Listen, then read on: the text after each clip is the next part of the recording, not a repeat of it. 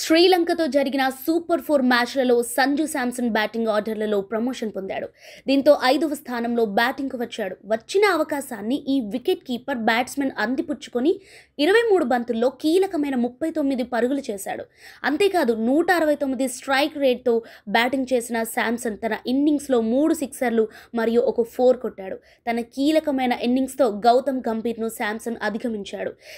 భారతదేశం తరపున టీ20 క్రికెట్లో సంజు శాంసన్ ఇప్పుడు గౌతమ్ గంభీర్ కంటే ఎక్కువ పరుగులు చేశాడు.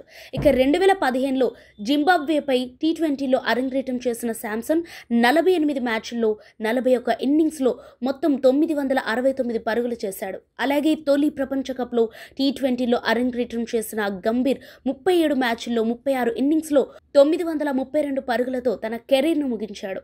దీంతో ఇప్పుడు సంజు శాంసన్ గంభీర్ను దాటి మరో రికార్డు సృష్టించాడు. ఇదిలా ఉండగా గౌతమ్ గంభీర్ ప్రస్తుతం టీమిండియాకు హెడ్ కోచ్గా బాధ్యతలు నిర్వర్తిస్తున్నాడు.